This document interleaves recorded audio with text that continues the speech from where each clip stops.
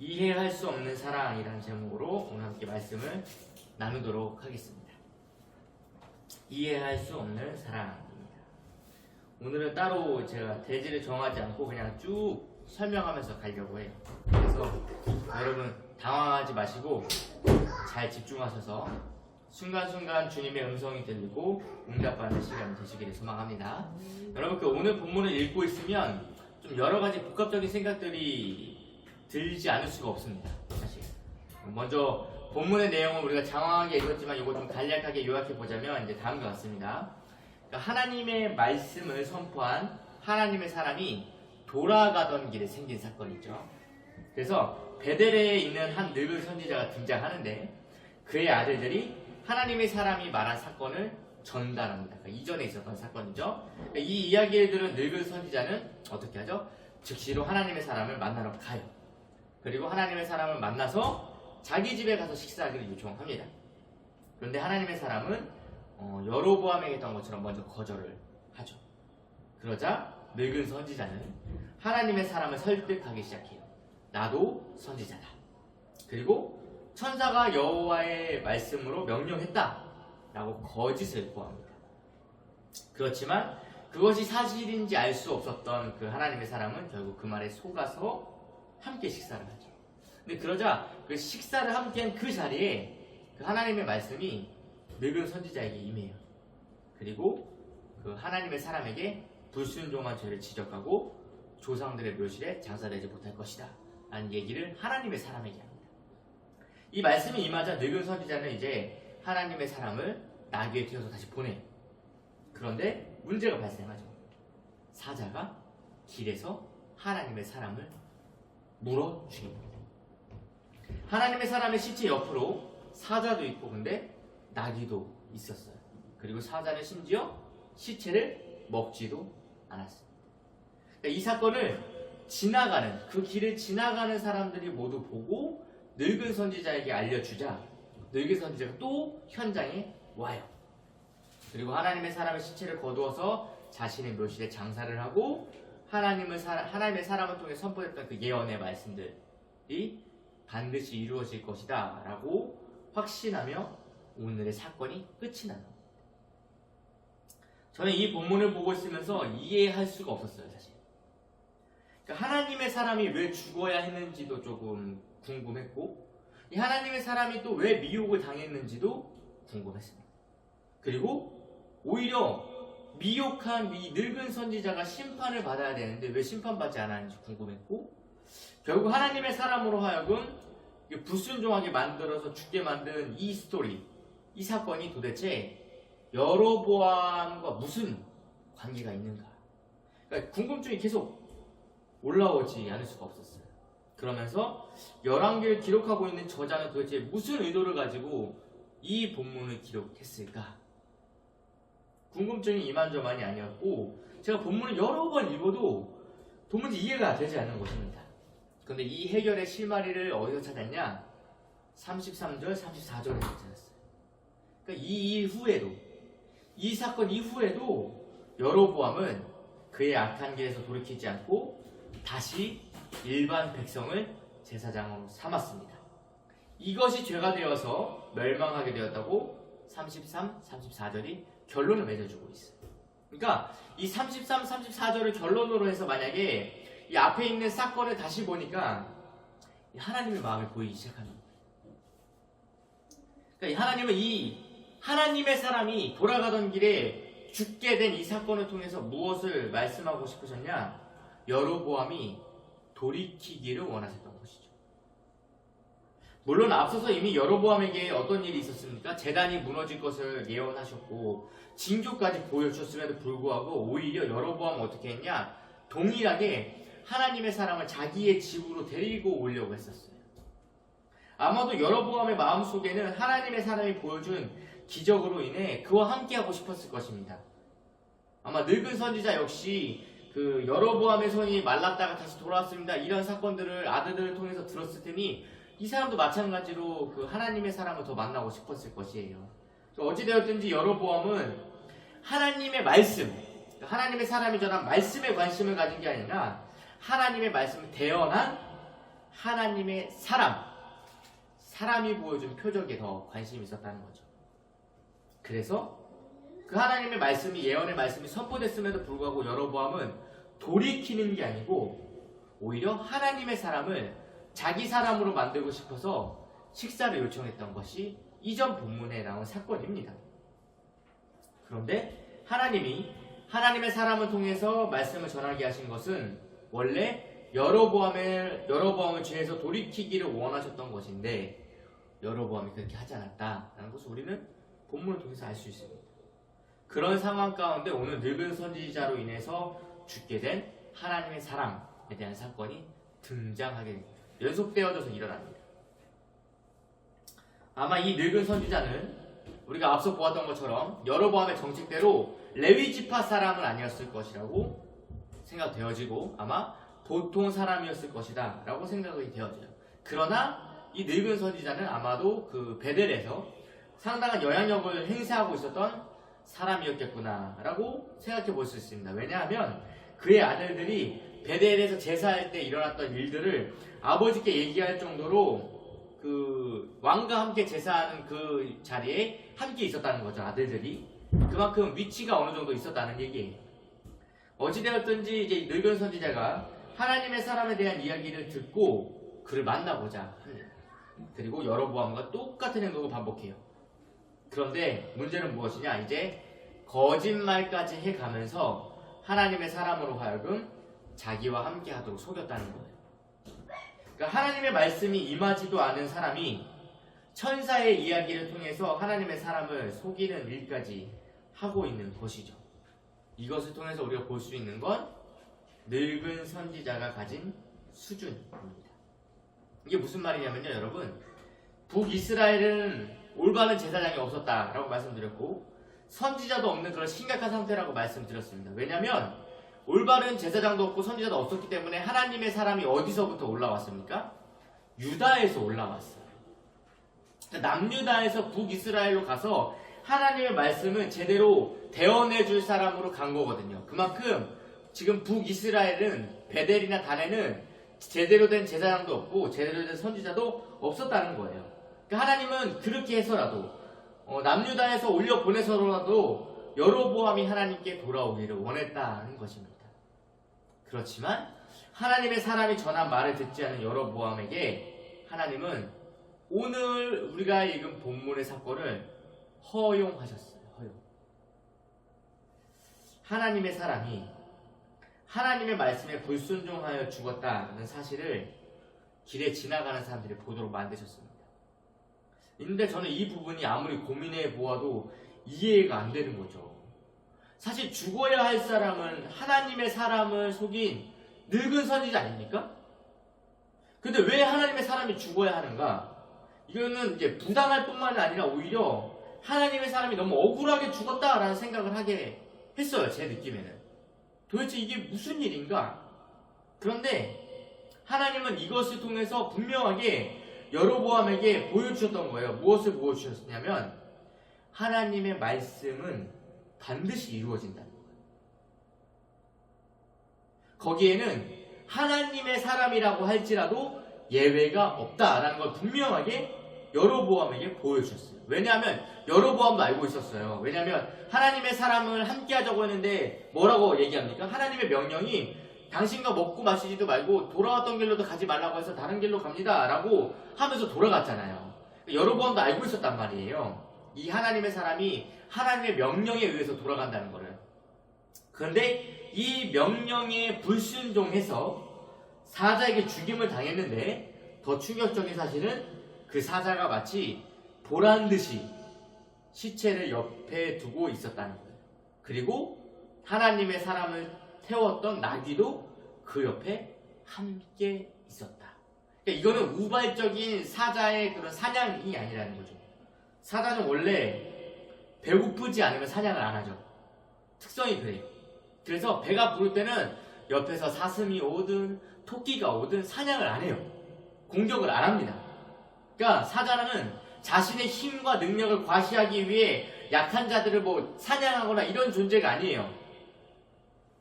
그런 면에서 사자가 하나님의 사람을 죽이지 않고 먹지 않고 죽이기만 했다는 것은 그 자체가 이건 하나님이 보여주는 사인이다라는 거죠. 하나님의 사람도 불순종하면 죽어.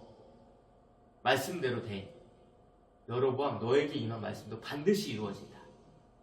이 얘기를 하고 싶었던 거죠. 이것을 모든 사람이 길에서 보았고 늙은 선지자는 이 현장을 보았습니다. 그리고 그를 장사시켰는데 늙은 선지자의 유언이 좀 더 강력한 마침표를 찍고 있는 것이죠.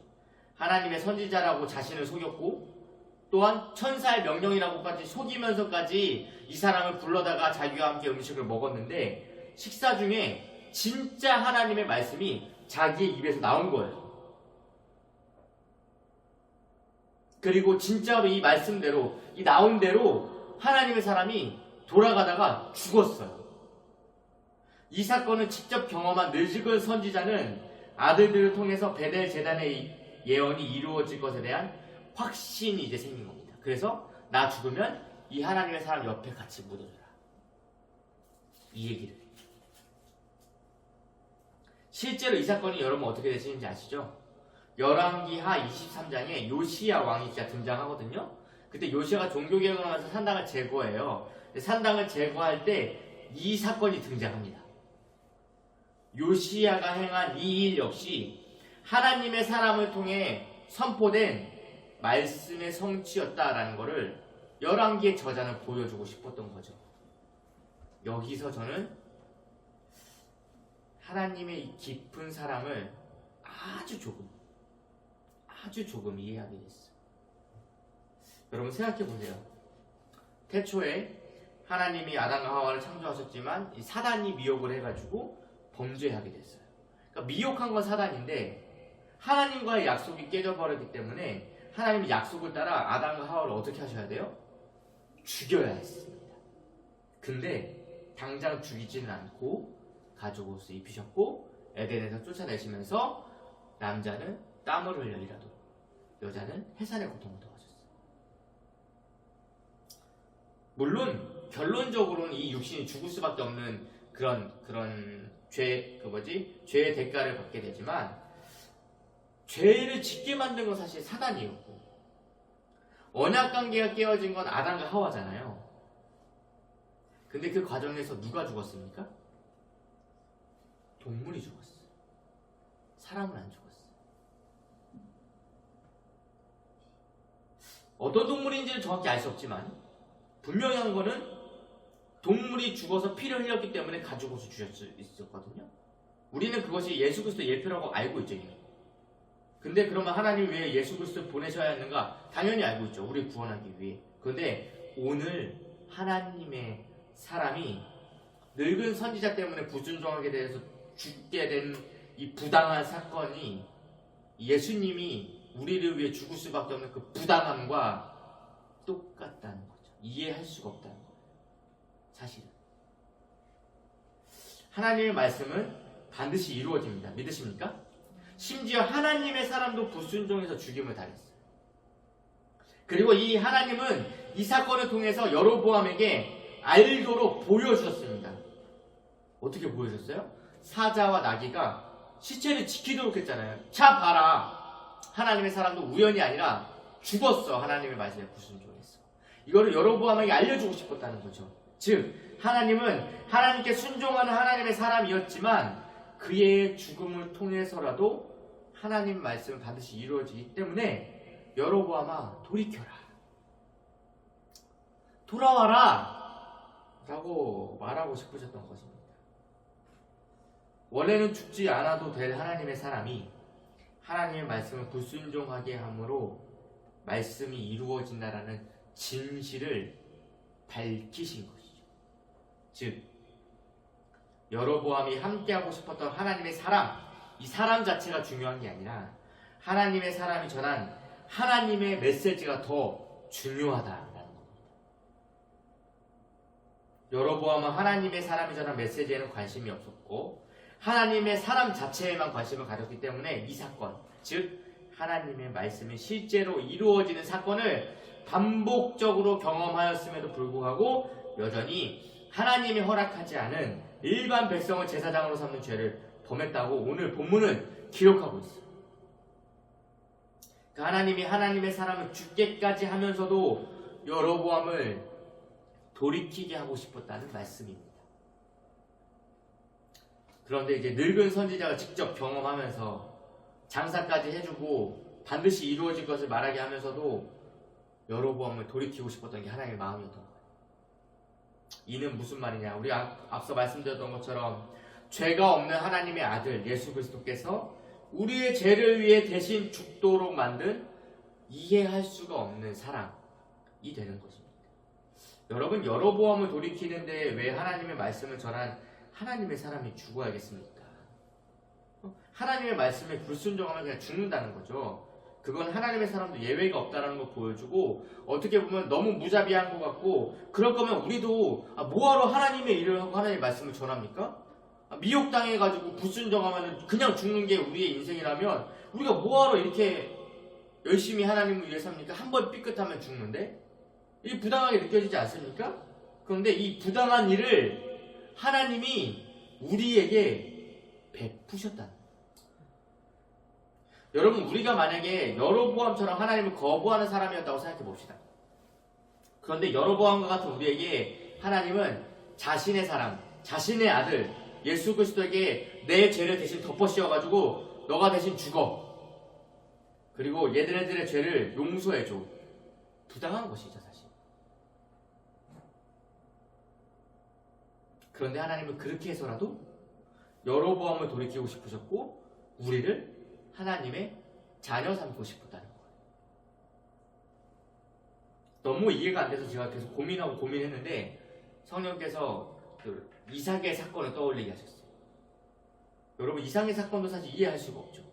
아무런 죄가 없는 이삭이 왜 죽어야 하고, 아브라함은 진짜로 죽이려고 했어요. 그리고 하나님은 이 이삭의 사건을 통해서 무엇을 보여주고 싶었겠어요? 우리 믿는 사람들도 똑같이 아브라함처럼 이삭을 바치는, 자녀를 바치는 믿음을 보여서라도 믿음을 인정받아야 하는 게 아닌가, 이런 주제가 아니잖아요. 그 내용은 무슨 주제예요? 그러니까 이삭을 바치는 아브라함의 모습을 통해서 하나님은 무엇을 보여주고 싶었던 거예요?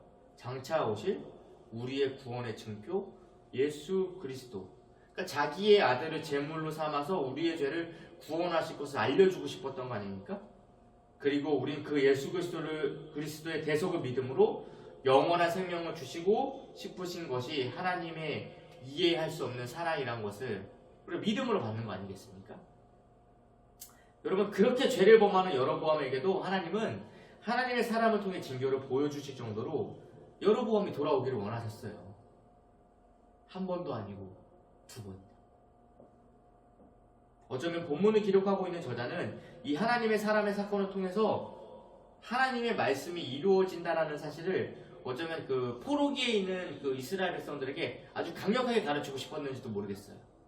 왜죠? 왜 요시야가 그럼 어떤 계기로 종교개혁을 단행하게 되었는가? 쉽게 말하면 요시야가 맨 처음에 율법책을 발견하고 그 율법책에 기록된 대로 우리가 행하지 않았다는 사실을 깨달아요. 그래서 그 율법책에 기록된 대로 지키려고 하다 보니까 산당도 제거하게 되고 그 제단도 다시 수축하게 되고 이렇게 되는 거예요. 그 과정에서 오늘 이 사건 베델의 산당에 있는 하나님의 사람의 묘실을 발견하게 돼요. 그리고 완벽하게 이 모든 요시야의 그 종교개혁이 사실 이 하나님의 사람이 예언한 하나님의 말씀이 성취된 것이다. 열왕기하 끝에 가서 보여주고 있는 거죠. 그러니까 열왕기 전체를 지금 둘러싸고 있는 거예요, 이 사건이. 그러면 이와 마찬가지로 지금 포로기에 있는 유대인들이 이 열왕기를 통해서 무엇을 그럼 보게 되겠습니까? 하나님의 약속은 반드시 이루어진다라는 사실을 깨닫게 해주고 싶은 거죠. 그렇게 해서 솔로몬의 이야기도 길게 적었고, 여로보암의 사건도 사실 오늘 길어요. 열왕기에서는 너무 사건이 길어요. 왜? 이 이야기를 적어야 되니까. 베델의 이야기를 적어야 되니까. 그것이 요시야 때 가서, 나라가 망하기 직전의 왕인 요시야 때 가서 회복되니까, 이루어지니까. 결국 열왕기는 요시야 이후에 여러분 몇 대가 안 돼가지고 급하게 나라가 망해요. 유다가 망합니다. 이걸 통해서 하나님의 약속은 반드시 이루어지기 때문에 포로가 된 이스라엘 백성들은 뭘 고민해요? 아, 돌아가게 될 그날을 기대하게 되는 거죠. 준비하게 되는 것입니다. 왜냐?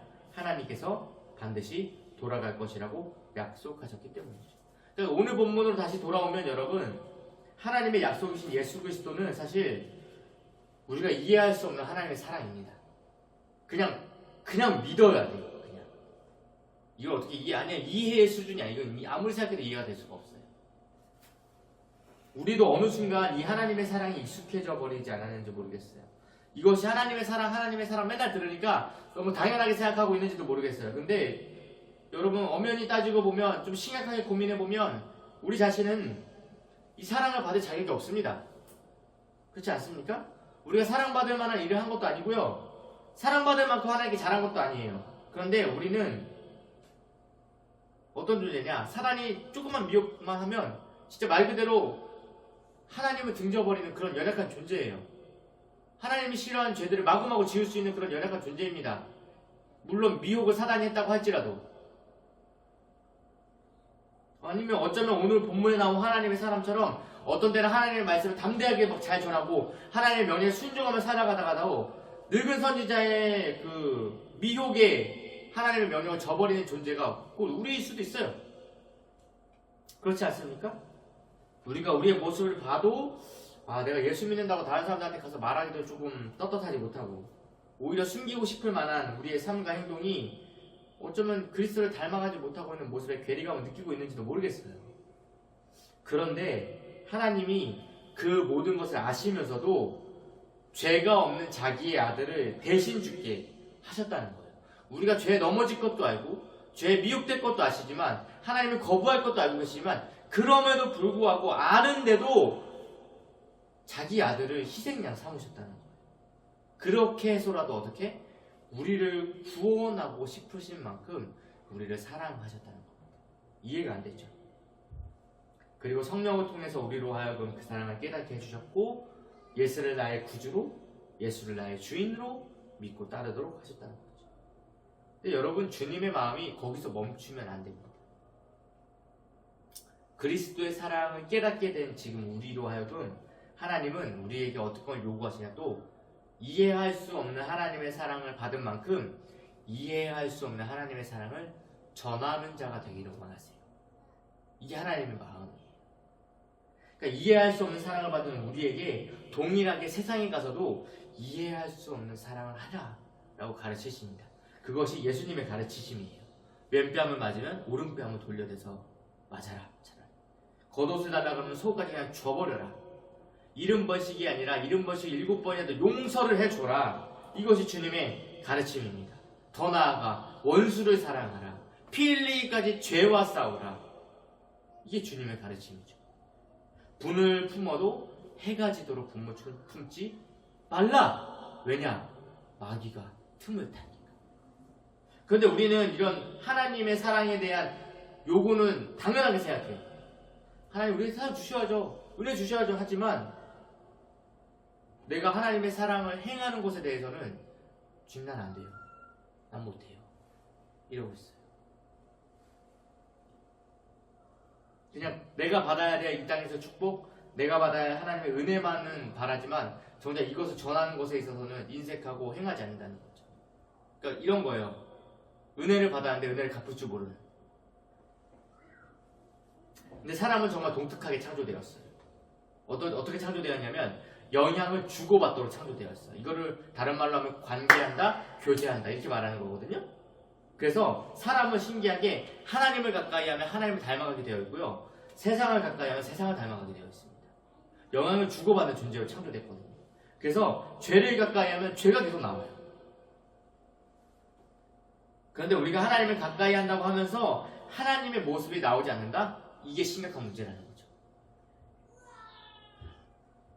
포도나무에 붙어있으면 포도 열매가 맺혀지는 게 정상인데 열매가 나오지 않으면 주님께서도 가지를 잘라버린다고 했었어요. 왜냐? 나무에는 문제가 없다 이거예요. 가지가 죽었죠. 그러니까 내가 어디에 붙어있는지에 따라 내 열매가 나와 있다는 사실이죠. 그런 면에서 지금 우리가 고민해야 될 것, 가장 우선시해야 될 것은 뭐냐? 내 행실이 왜 이 모양이지? 이게 아니에요. 내가 지금 주님께 붙어있는가? 내가 지금 주님과 교제를 하고 있는가? 요거를 확인해야 되는 거예요. 내가 열심히 해서 사랑을 하려고 해도 내 안에는 사랑이 있는 존재가 아니기 때문에 나는 그냥 가지일 뿐이기 때문에 사랑이 나오지 않아요. 내가 사랑이신 주님 곁에 붙어 있으면 자연스럽게 사랑이 나옵니다. 믿으십니까? 그러니까 이런 원리를 알면 결코 헛된 것에 에너지를 뺏기지 않아요. 어디에 집중하게 되죠? 내가 주님께만 붙어 있으려고 집중하게 돼요. 그러면 열매가 자동으로 맺어지기 때문에. 근데 내 안에 열매가 없다? 그러면 나는 지금 주님께 붙어 있지 않구나 라고 확인해야 되는 거죠. 간절히 바라기는 하나님의 이해할 수 없는 사랑이 우리 안에 가득 넘쳐서 동일한 사랑을 행하는 그런 하나님의 사람이 되시기를 저는 소망합니다. 여로보암을 돌이키기 위해서 하나님께서 하나님의 사람을 희생시키셨던 것처럼 오늘 스토리는 우리에게 그렇게 희생하신 예수 그리스도를 보게 하게 하는지도 모르겠어요. 하나님은 그렇게 이해할 수 없는 사랑으로 우리를 사랑하셨고 이제는 우리에게 그 이해할 수 없는 사랑을 너희들이 전하는 자가 되라 라고 말씀하고 계십니다. 왜냐하면 그 이해할 수 없는 사랑을 통해 세상 사람들이 뭘 보냐면요, 하나님의 사랑을 알기 때문에 그래요. 우리가 이해할 수 없는 사랑을 받은 자로서 이해할 수 없는 사랑을 베풀 때에 하나님의 그 이해할 수 없는 사랑을 느끼게 된다는 거예요. 세상 사람들이. 그래서 하나님은 지금도 그 이해할 수 없는 그리스도의 사랑 안에 우리로 하여금 깊숙이 들어와라. 언제 주님이 우리에게 자꾸 행동을 고쳐야 된다고 요구하신 적이 없으세요? 사실은. 우리에게 항상 요구하시는 것은 믿어라. 나의 안에 거하라. 두려워하지 말고 믿기만 해라. 믿는 자에게 능치 못함이 없다. 그거잖아요. 결국 우리의 행동은요, 우리의 믿음을 기초로 하게 되어 있어요. 그래서 우리가 오늘 기도할 때는요, 여러분, 성령님께서 우리 마음 가운데 우리가 그렇게 간절히 바라는 하나님의 사랑 깨닫게 해주시고 가득 채워주셔서 우리가 노력할 것이 아니라 그냥 하나님에 붙어있는 것만으로도 하나님의 사랑이 흘러나가는 그런 은혜가 임해지기를 예수님의 이름으로 간절히 축복합니다. 그래서 기도하실 때 다른 거 아니에요. 성령님 나에게 하나님을 가득 채워주십시오. 또는 내가 하나님 안에 온전히 거하게 해주십시오. 그리고 이제 익숙해져 버린 그런 사랑이라는 단어, 은혜라는 단어들이 하나님, 내가 처음 느꼈던 그 주님의 벅찬 감동으로 다시 새롭게 임할 수 있도록 성령님 도와달라고 우리 그렇게 말씀 붙잡고 같이 기도하는 시간 갖도록 하겠습니다.